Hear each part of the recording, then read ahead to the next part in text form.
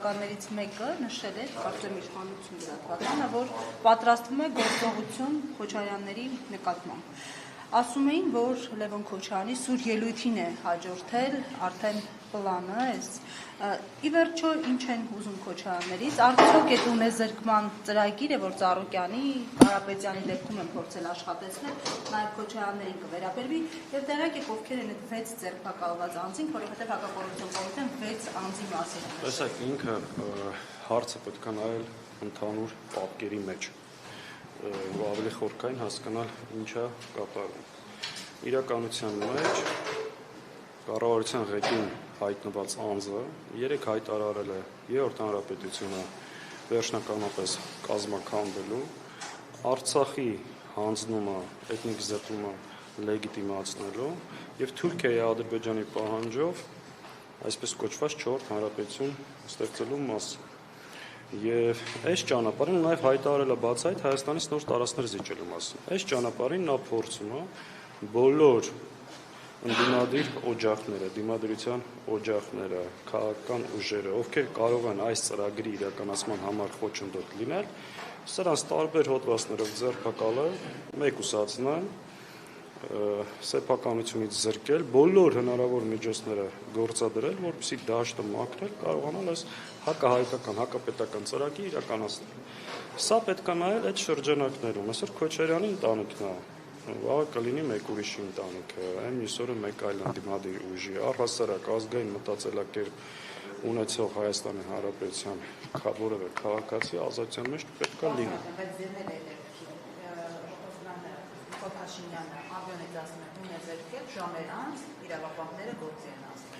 Իհարկե, ես չեմ կարծում այս պրոցեսը հենց գիշերը պլանավորվեց, սա գործընթաց էր, երեք հայտարարեց, այսօր արեցին, այսօր հայտարարի մեկ ուրիշի հետ կապված այն մյուսին են անելու։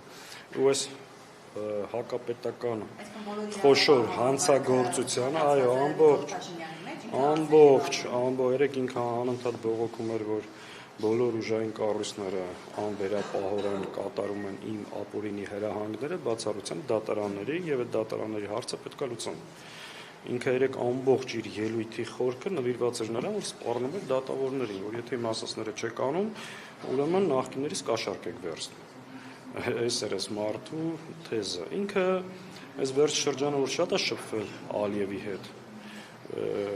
ձգտում է Ալիևի պետական համակարգը, ինչ որ կա Ադրբեջանում, մեկ մարդու բռնապետություն բերել Հայաստան։ Մտածում Ալիևից ինչով են վատը, եթե այնտեղ կարա մի ընտանիք, մի հոգի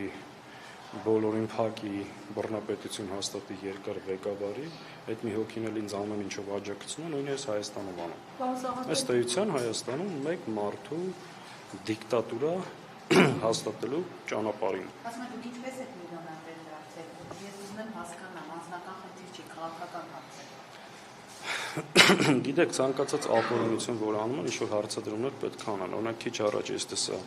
քննչական կոմիտեի տարածած հաղորդագրությունը 8 տարի այդ հաղորդագրությունը տարածում է։ Այդ գործն էլ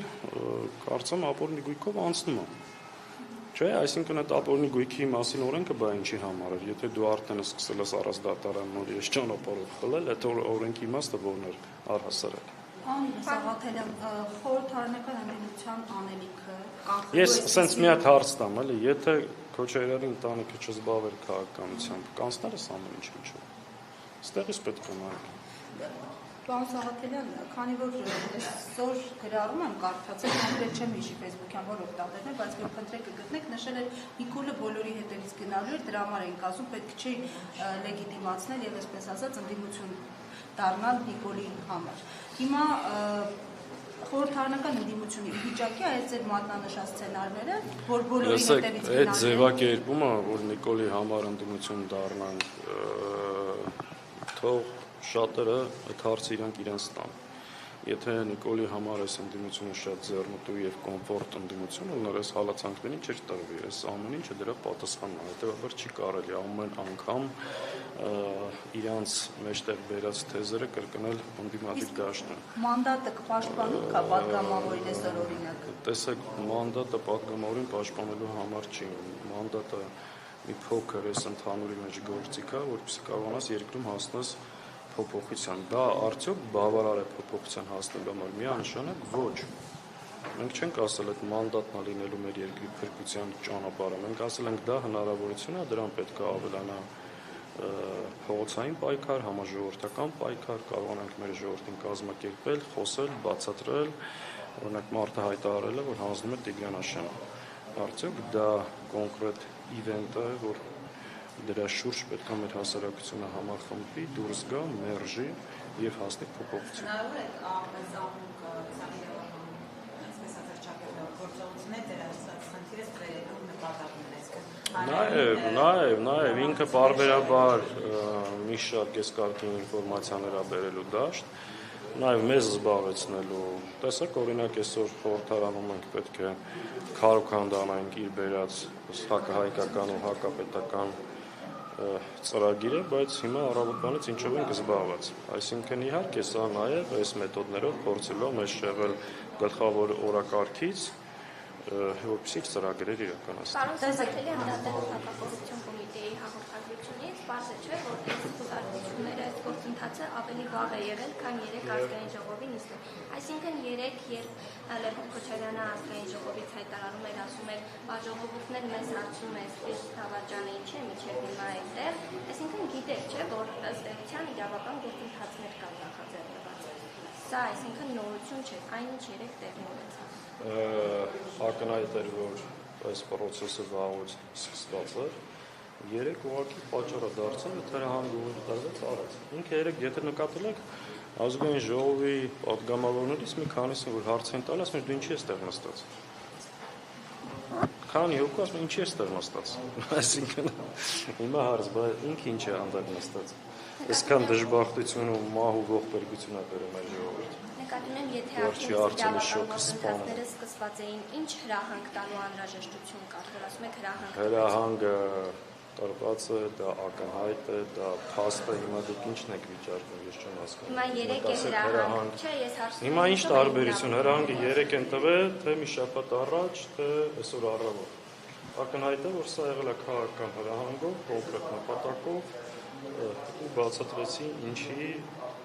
համար է այս ամբողջ process։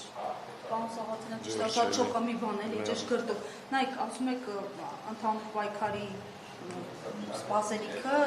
փողոց, խորհրդարան եւ այլն։ Բայց հիմա տեսնում ենք, որ ընդդիմադիր բոլոր այսպես խոշոր խաղացողներին իզոլացման գործընթաց է, չէ՞։ Սամվել Կարապետյան, Ծառուկյան, Քոչարյան, դեռ չգիտենք ինչեր կլինեն։ Ինչպես եք պատկերացնում փողոցային պայքարի գեներացիան, եթե այս խոշոր խաղացողներին արդեն ինքը դուրս է մղել։